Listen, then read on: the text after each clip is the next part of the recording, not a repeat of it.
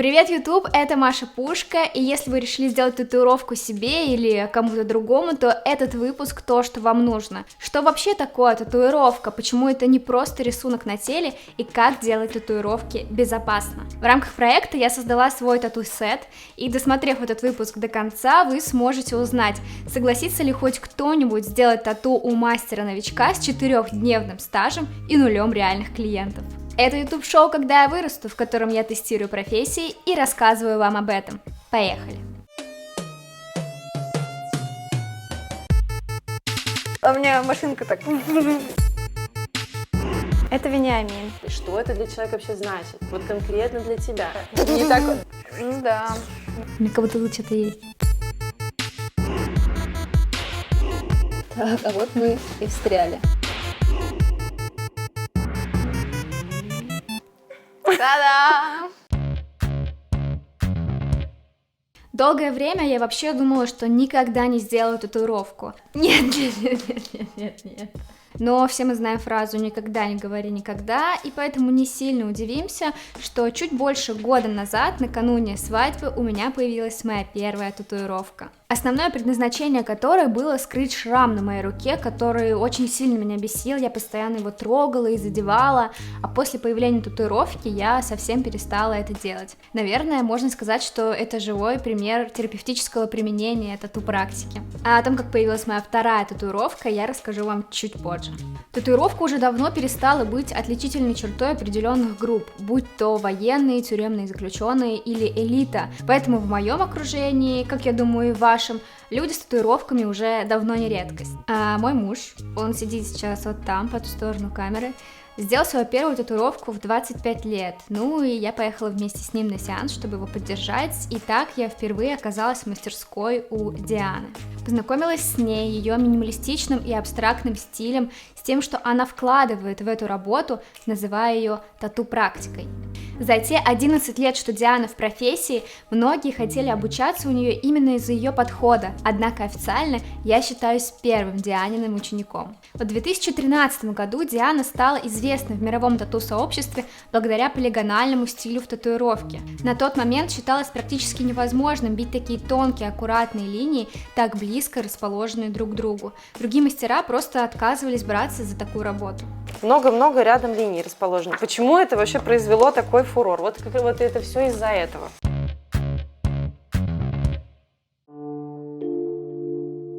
Ты называешь сеансы тату-практикой, да? Угу. Насколько, опять же, я читала. Да, тату-практика. Тату-практика и тату-терапия. Угу. Расскажи, почему это так? Потому что для меня тату — это больше, чем картиночка на теле.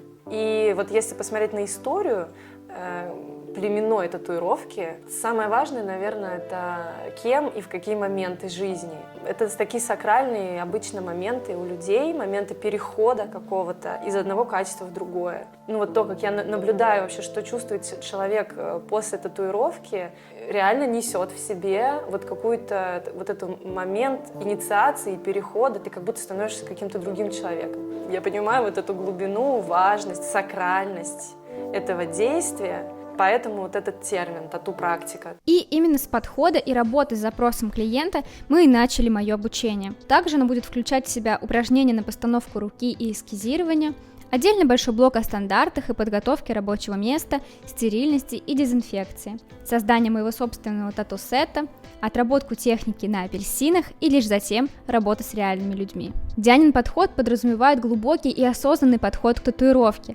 Она не бьет готовые эскизы, а создает свои, отражающие важные идеи и смыслы, которые человек хочет вложить в свое тату. Вот важно человеку это дать понять, а ты вообще про что. Очень круто, если человек прям говорит метафорами. Это обычно самое, то есть это прям в точку. Для этого клиент пишет ей письмо, а в идеале еще и сопровождает это мудбордом, но без изображений тату, а с любыми другими образами, а также музыкой, кино, картиной или книгой, способными передать настроение и лучше понять запрос. Надо вот собрать как можно больше деталей, что это для человека вообще значит, вот конкретно для тебя, это как? Чтобы создать татуировку, надо было прочитать целую книгу. В 99,9% случаев тату-мастер – это рисующий человек, чего не скажешь обо мне.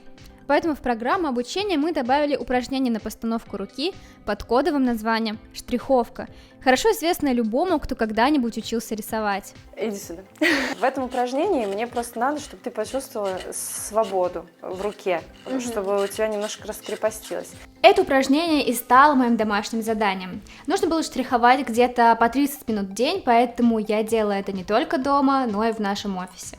И это не самое странное, что там происходило. Если вы помните, во время вокального челленджа большая часть моих уроков проходила именно там. А если не помните, то рекомендую посмотреть этот выпуск на моем канале. Я 2 недели каждый день занималась вокалом, и результаты, которые получились, удивили даже меня. Кстати, так вышло, что эти 2 обучения немного запараллелились, и поэтому одно из моих занятий по вокалу прошло как раз-таки в автомобиле по пути на 2-е занятие к Диане. Она живет за городом, поэтому с учетом всех пробок можно добраться к ней как раз примерно за час. Оно было посвящено очень важной теме – подготовке рабочего места, стерильности и дезинфекции. Это вопрос безопасности и здоровья как клиента, так и самого мастера. Для тех, кто осознанно и со всей серьезностью относится к своей работе, дезинфекция и соблюдение гигиены процесса – более важная часть, чем создание самого рисунка. На тату-конвенциях это пункт номер 1, и за него очень строго снимают баллы. Поэтому я бы хотела подробно рассказать об этом и рекомендую внимательно послушать всем, кто собирается делать тату или хочет стать мастером. Помещение, в котором проводится сеанс, должно быть проветриваемым, и в нем регулярно должна проводиться влажная уборка. Важно понимать, что тату-сеанс – это работа с биологическими жидкостями человека, в первую очередь кровь и сукровица. А это значит, что непосредственно перед каждым клиентом все поверхности, с чем может соприкоснуться мастер во время сеанса, должны быть не просто продезинфицированы, но и иметь барьерную защиту. Кушетка, лампа, стол, машинка, флаконы с рабочими средствами – все, вплоть до регулятора кресла. 2 главных друга тату-мастера – это пищевая пленка и малярный скотч, как ни странно. Пленкой все, что, с какой поверхностью ты будешь работать, вот она туда падает. Ого, ну удобно. Да. Ага. Какую-то часть, которая вот она елозит по человеку. Если у машинки есть металлические части, трубки, держатели, штанги, они должны проходить процедуру стерилизации в автоклаве или сухожаре. Во время процедуры должны использоваться одноразовые расходники, перчатки, колпачки для краски и в первую очередь, конечно же, иглы. Картриджи с ними должны скрываться строго при вас. Недопустимо, если вы приходите на сеанс, а игла уже стоит в машинке. Всегда обращайте на это внимание. Если во время процедуры мастеру необходимо отвлечься и отойти от места, перчатки нужно заменить на новые. Перчатки сняли, отходим, делаем все, что хотим. Как только сюда подходим, перчатки надели, и тут только в перчатках. Стеллажи с хранением должны стоять отдельно, а на рабочий стол выставляется только то, что будет использовано в процессе работы. Поэтому важно ничего не забыть и все подготовить заранее. Вот список. После каждого сеанса использованная стрейч-пленка и другая барьерная защита снимается, проводится дезинфекция и подготовка рабочего места начинается заново, а все расходники должны быть сразу утилизированы. Теперь вы знаете, как должен выглядеть безопасный тату-процесс. В тот же день Диана рассказала, как она создает свои абстрактные эскизы. Просто находишь для себя какую-то ассоциацию, читая письмо, понимаешь, что человеку хочется передачи какой-то мощной энергии, и у тебя это ассоциируется с образом огня. Есть какое-то вот движение, которое первое, вот тебе хочется его сделать. Вот, и ты сидишь и делаешь просто вот так. Изначально даже, знаешь, никак не анализируй. Вот что приходит, то приходит. И да, может, что-то где-то захочется вот так подчеркать. И чтобы практиковаться, Диана включала разную музыку, разного настроения и жанра, и мы должны были рисовать под нее, отключив свой рациональный разум. И я снова получила домашнее задание. Используя разные инструменты, карандаш, кисть, краски, маркеры, я должна была нарисовать эскизы вот для этих слов. Результат я должна была принести на 4-е занятие. На 3-м же процесс обучения проходил с позиции наблюдателя. Я присутствовала на тату-сеансе Дианы с клиентом от и до и внимательно наблюдала за каждым этапом. Это очень влияет, да, как настрой человека. Это любовь. Мое задание было сделано в 2 подхода, и оно даже переехало со мной на новую съемную квартиру. Я старалась не относиться к нему суперсерьезно, какой-то лось, и просто старалась быть в моменте. И вот что у меня из этого получилось.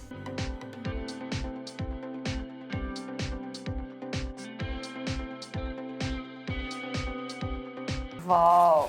Но мне нравится, что у тебя не свои ощущения, ты их вот нарисовала по-своему. Но я не знаю, я смотрю на это.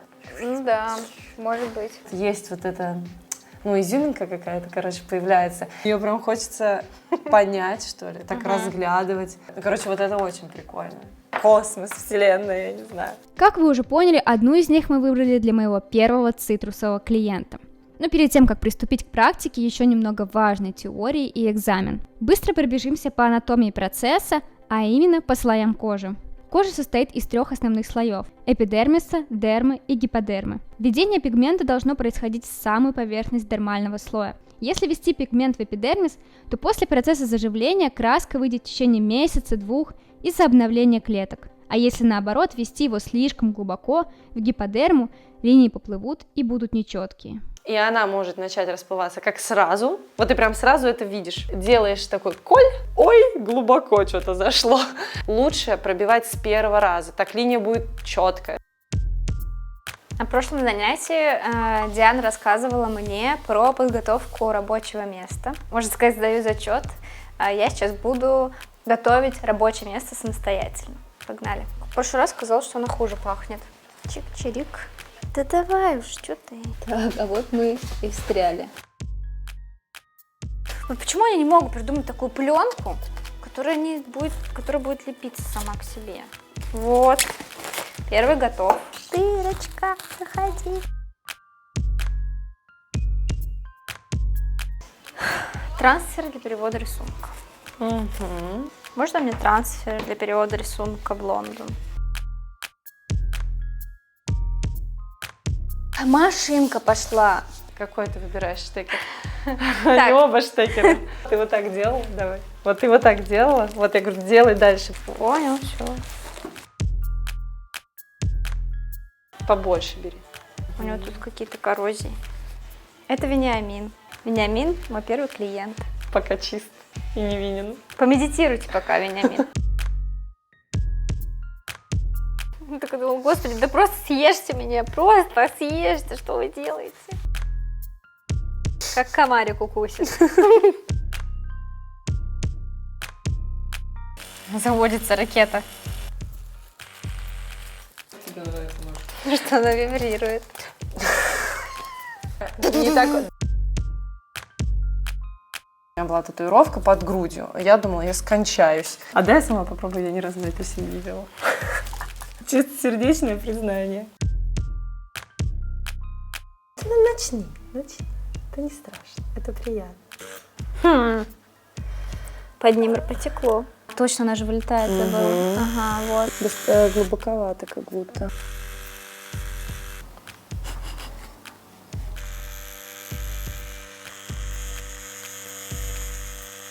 А по глубине как бы По глубине я просто вижу, у тебя все хорошо. Вот. Вот сейчас ты держишь машинку, вот как надо прям. Ты прям сейчас как тату-мастер выглядишь. А до этого почему-то что-то меня смущало, я не могу...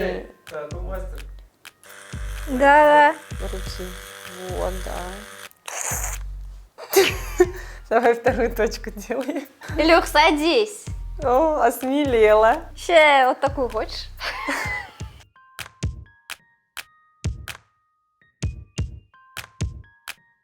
Ой, я думаю, что все хорошо, Маш. Короче, мне нравится такой стиль, когда все немножко кривенькое. Криво, где-то толще, где-то тоньше.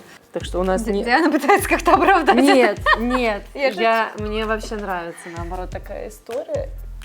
Та-дам! Это Веня. 5000 рублей. Мой первый клиент, пациент. Мне очень понравилось, это прикольно. У меня все время основная проблема была с тем, что типа я боялась. Если как настроила, такая думаю, блин, надо, сразу делать, блин, это апельсин, что с ним будет? Клево. Ты чувствуется, о, нифига себе. И, конечно, это все непросто, но мне понравилось. Но тебе хочется, появилось желание на живом человеке попробовать, как оно? Конечно, это не апельсин. Или пока страшно? Страшновато, да, но у меня же будет один очень лояльный человечек. Были такое лицо. Это не я, это не обо мне. Илья, да ты посмотри, какая прелесть. У тебя такое же будет. Вокруг глаза. На попке. Во-первых, хочу сказать, что снимается она так же тяжело, как одевается. Это очень прикольно. Вообще, я же говорю, я до какого-то возраста думала, что я татуировку никогда в жизни не набью. Что я буду учиться их делать, уж точно. Но я думаю, что мой настрой, у меня сегодня осознанно был боевой настрой, он дал о себе знать. Мне кажется, что все было нормально.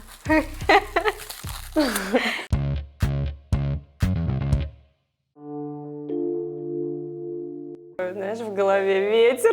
Просто кто я, что я, чем я занимаюсь. Ну, наверное, надо начать с того, что у меня художественное образование и рисую. Ну, вот я именно тот человек, который рисует и которому легко выражать себя. И мой язык общения с людьми получается. И никогда не было вопросов таких, которые есть у тебя, кем я буду, когда вырасту. Чем я старше становилась, тем, наверное, у меня вот появлялся еще один такой важный очень интерес в моей жизни. Это, наверное, все, что связано с психологией, я, наверное, так это сейчас назову. Чувствовать людей, вот это вот, узнавать их, именно какую-то истинную, может быть, природу ощущений. Как-то сразу почувствовала, что это то, где может совместиться вот эти два моих интереса таких, что я рисую и еще посредством этого рисования делаю что-то важное для людей, вот общаюсь с ними как-то через чувства, эмоции, и там еще и графика завязана. Много раз у меня были такие кризисные моменты, когда мне хотелось все бросить. Я несколько раз продавала все свое оборудование и говорила, что все, этот этап закончен.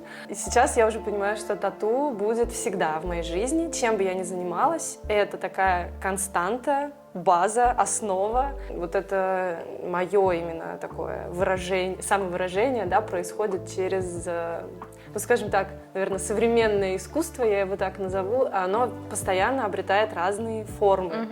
И я не могу просто рисовать абстракцию, мне нужно общение с людьми, поэтому я создала курс по абстрактному мышлению, и мне это очень сейчас вот эта история захватывает. Если ты помнишь, что я там клеила что-то на лицо, и вот это вот все, это, наверное, странно сейчас звучит. Мы покажем. Для людей. Да. И мне всегда хотелось именно приносить какую-то пользу людям. Художник, он самовыражается, какая-то, ну, мне тогда было непонятно, какая польза от этого людям. Сейчас я понимаю вообще, что я говорю, что искусство спасет мир. Сказали люди просто со стороны, а ты не хотела бы вот заняться татуировкой? И 10 лет назад это не было так популярно, ну, как сейчас, тем более молоденькая девочка не ассоциировалась с татуировкой вообще. Что такое тату-мастер, там, да, вот этот мужик в кожаных штанах, хэви-метал, что-то вот такое даркушная, я всегда говорю. Идею вбросили в мой мозг, она там поселилась и начала обрастать.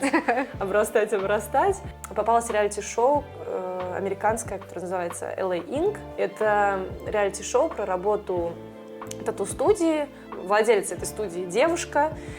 И она просто ее личность настолько крута. Приходил клиент с какой-то своей историей, и человек вот рисовал какой-то эскиз. Их работа была супер эмоциональна, то есть, ну, там такие были истории тяжелые у людей, там кто-то потерял ребенка, я не знаю, у кого-то умер друг. То, что я увидела, вот как тату-мастер реально помогает человеку что-то, может быть, пережить или там запечатлеть. На тот момент я подумала, о, это круто, ну вот я бы так хотела, это прям мое. Вот как тогда я увидела вот этот формат, я за него топила. Короче, мои люди меня...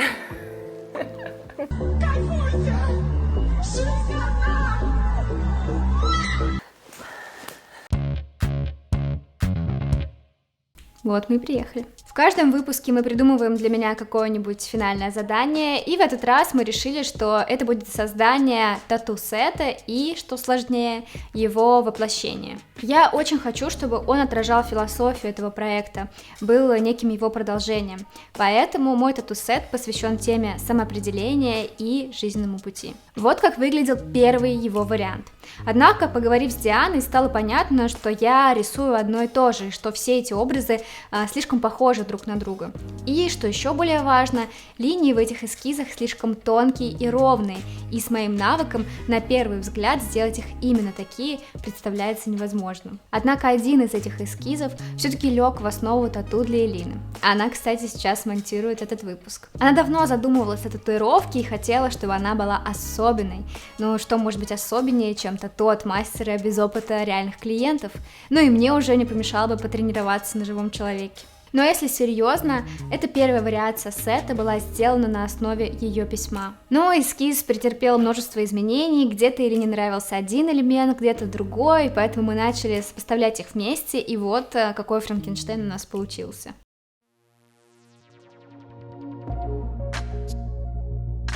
Если место побрито, уже не брить. У меня такое приятное волнение. Ну, у тебя вообще прикольный момент, что подруга.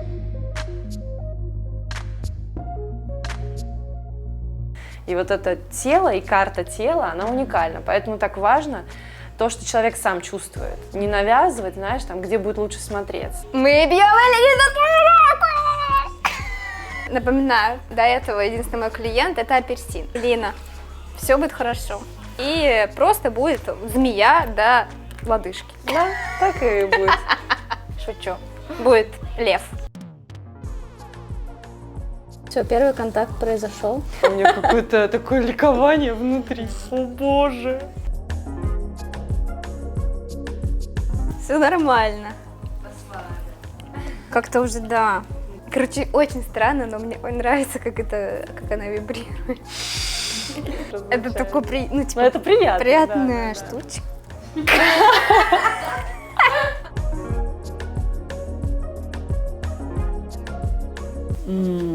Ну нифига себе. Филигранно как.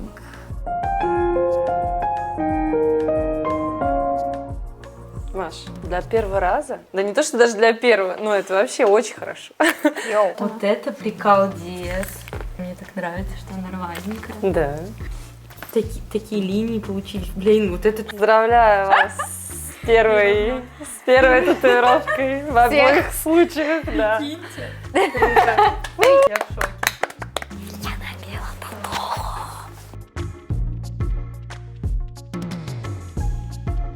Ребята, что произошло? Мы сделали Элине мою первую татуировку. Ее первую татуировку. В каком-то смысле Диане первую татуировку. У всех общий первый раз. Было такое волнение. Ты такой, господи, что происходит? А потом уже как-то ты начинаешь въезжать, как это работает. Это очень прикольно. Мне понравилось.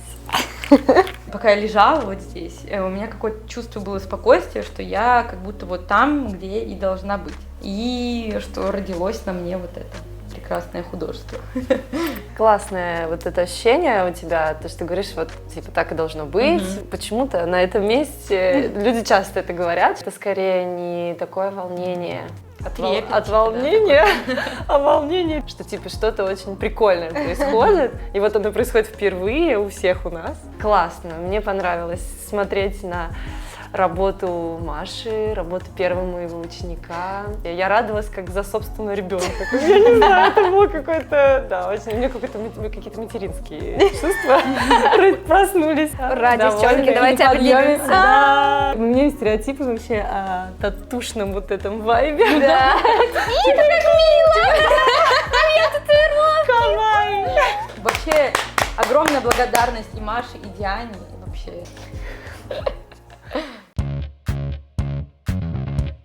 Я учла Дианины комментарии, потратила еще около недели и представила своим подписчикам в Instagram коллекцию минималистичных тату Life Round. И предложила их сделать тем, в ком они отзовутся, только за оплату материалов.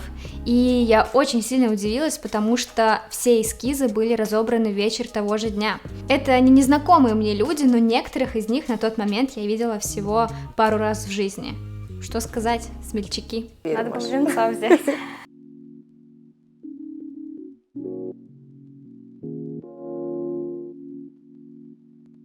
Лучше он у Маши. Она сейчас тебе все расскажет, что она думает о Маше.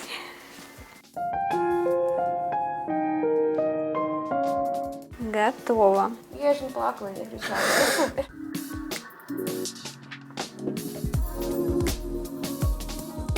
Сколько я тебе доверяю. Обалдеть.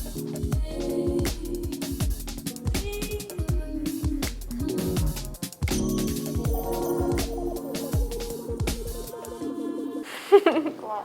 Ты рада? Да, я рада. Купаться можно, но не надо ее засовывать в кипяток.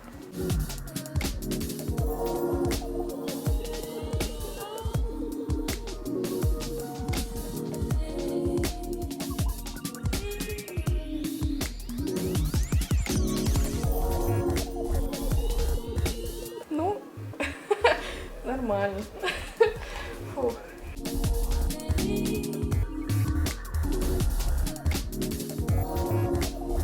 Это и все? А вначале... Давай, ложись ты следующим. Не Да, понял. это все. Что ты там видишь? Мне кажется... Мне кажется, это разочарование. Кончик! Класс! О, кайф. Вообще, очень круто выглядит. Вы серьезно пытались нарисовать? Это моя новая татуировка. А у меня машинка так... Ау. Татухи на закате. Да вообще.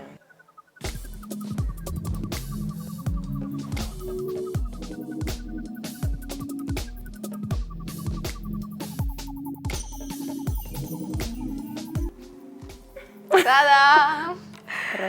Ой! О, Это записалось?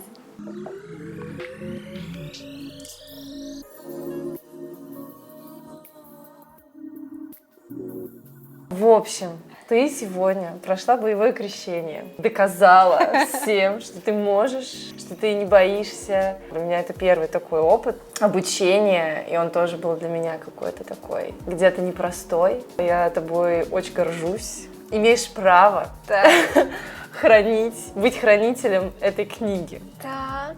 Это вообще культовое Ого. издание Russian Criminal Tattoo, и я ее купила очень давно, когда начала этим заниматься. Книга про русскую криминальную татуировку, но ее сделали полностью американцы. Вообще создали, собирали всю информацию. Она на английском. Но здесь очень крутые фотки. Она Надпись, подписана. да. Заслуженному. Это что за звание? Давай. Заслуженному тату-мастеру Российской Федерации Лосиной Марии. Заслуги перед Отечеством на тату-поприще. Это победа. Ура, 8 мая. Так, довольно патриотично. Ура! Большое спасибо. Это победа. Ой. Че, мы выпьем по фужеру? Конечно. Я ананас что? купила вчера. Просто так, что ли? Вы видели то, что получилось сразу после проведения сеанса. А вот как выглядели татуировки спустя 5 дней после снятия защитной пленки. Одна из них все-таки немного выпала, что меня немного расстроило. Это как раз произошло из-за того, что я ввела пигмент недостаточно глубоко. А вот как все татуировки, что я набила, выглядят спустя 4 месяца. Лично я считаю, что для новичка результат очень даже неплохой. Хе-хе. На этом все и должно было закончиться. В тот же день я должна была принять своего особенного 6-го клиента. Однако из-за темпа моей работы мы не успели этого сделать, и его пришлось перенести на другой день. Для него я создала индивидуальный эскиз, связанный с определенным этапом его жизни, который дополнил татуировку, сделанную в этой же самой студии 5 лет назад. Конечно, речь идет о парне за этой камерой, моем муже Илье. И так как мои руки и руки Ильи были заняты, кадры, которые вы сейчас видите, сняты семьей Рогаткиных. Отдельное спасибо Мирону. Привет, Мирон! Можешь поближе подойти? А я и так приблизил. Человек-паук с татуировкой.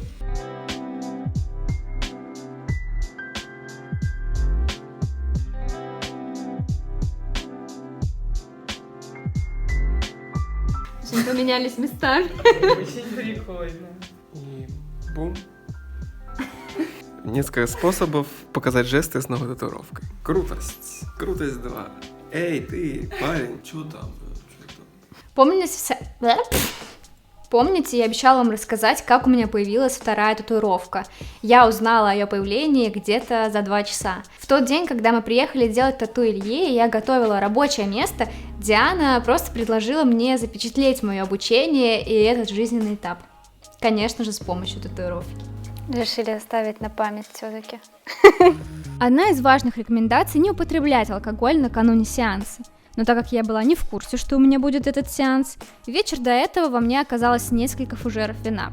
На видео видно, как кровят проколы, как раз по этой причине. Это осложняет работу мастеру и сильно влияет на ощущения. Так что этой рекомендацией я рекомендую не пренебрегать. Пила вчера. Да. Да? Замазка, что ли, чисто? Чё, какие сейчас расценки на хну на море?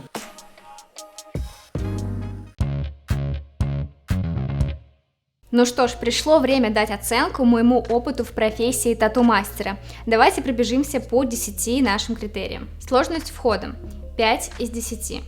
Ответственности тут, прямо скажем, больше, чем во всех моих предыдущих профессиях. Речь идет не просто о перманентной картинке на теле другого человека, а еще и о вопросе здоровья. Поэтому и ставки выше. Много теории, много практики. Могут пройти месяцы и даже годы, пока ты действительно вольешься в профессию. Долго просто, это было очень, это прям несколько лет, вот. Ты работала в этот же период? Да, то есть это в этом и сложность, это косяки, ты пробуешь, не понимаешь, почему, у тебя краска не заходит просто в кожу. Но в действительности мне показалось, что здесь больше вопрос практики, а не каких-то сложных знаний и технологий, поэтому не волнуйся и беремся за дело. Обучение 5 из 10.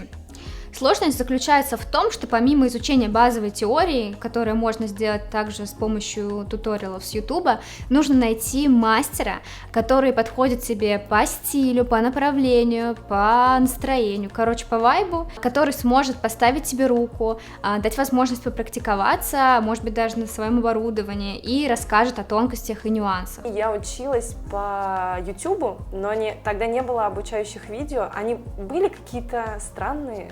Сейчас я бы поступила по-другому, вот, я бы пошла на обучение, потому что сейчас оно есть. Просто есть даже предложение типа научить онлайн. Тату-школа онлайн, конечно, наверное, что-то можно почерпнуть, но сложновато. Ну, вообще, да. Ну, и это все, если изначально, в отличие от меня, ты умеешь рисовать. Если нет, то плюсуй к этому критерию еще 2 балла. Я думаю, что человек, который хочет заняться татуировкой, это точно рисующий человек. Я не встречала, чтобы люди были вне рисования и хотели заняться татуировкой, но у них просто не будет уверенности в этом. Оборудование 6 из 10. На сайте у проверенного поставщика стартовый кит будет стоить около 15 тысяч рублей. Но это же примерно столько же, сколько в профессии хейр-стилиста. Почему тогда на балл больше? Да потому что в этот набор не входят расходники и мебель, такие как кушетка, стул, кресло, а в этой профессии это необходимость. Но если вы работаете в салоне, большую часть из этого вам должны предоставить. Как ты думаешь, на какую сумму сейчас оборудование вы в своей домашней студии? Можем с учетом мебели посчитать. Мне кажется, это около 50. Короче, все, что куплено на татушном магазине, будет стоить в разы дороже, потому что там есть приписка тату, и это дико бесит. Но в итоге у меня там сейчас вообще нет никакого Китая, потому что это так влияет на качество. Окружение и локация 8 из 10.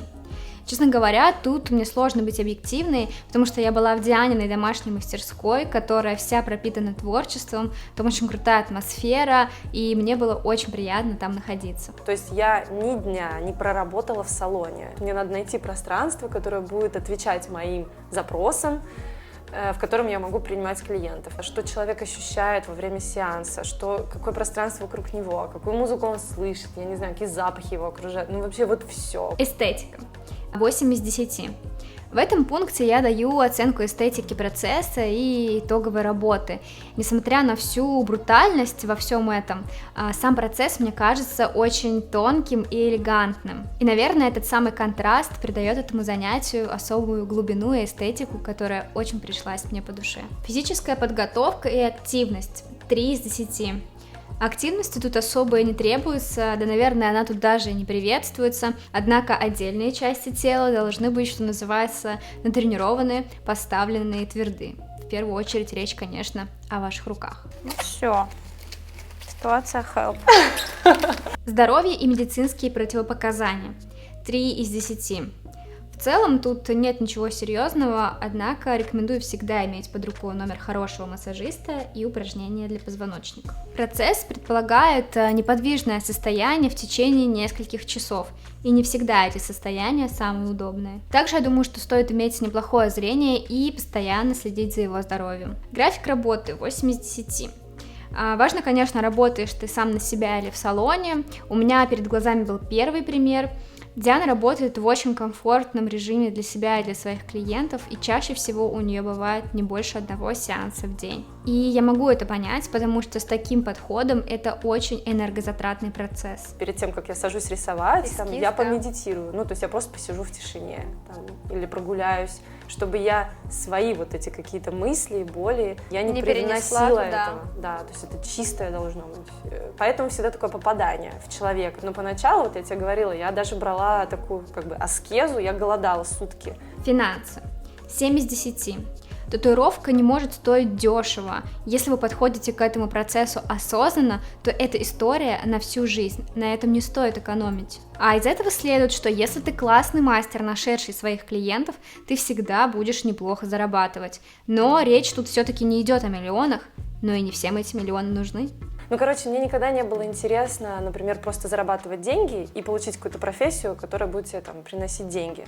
Зря. Как бы это мой минус. Я всегда говорю эту фразу дебильную, вообще ужасную с точки зрения, может быть, бизнеса, типа, пусть я буду выходить в ноль, но зато я, типа, вот реализую что-то вот это великое. Прямые руки. 9,5 из 10. Я думаю, тут комментарии излишние, почему здесь такой высокий балл. Эти 0,5% я оставила для тех людей, типа меня, которые очень сильно стараются или им просто везет. Что? Ну а на этом сегодня все. Можно сказать, что этот выпуск завершает первый сезон, когда я вырасту, и впереди вас ждет спецпроект из 5 профессий, востребованных на рынке труда в России. Спасибо за ваш просмотр, ставьте лайк, подписывайтесь на канал, скидывайте этот выпуск всем друзьям, от которых вы недавно слышали, я что-то подумываю сделать себе татуировку, и пишите в комментариях, есть ли у вас тату, и если готовы поделиться, то расскажите ее историю. Это была Маша Пушка, до встречи в следующих выпусках.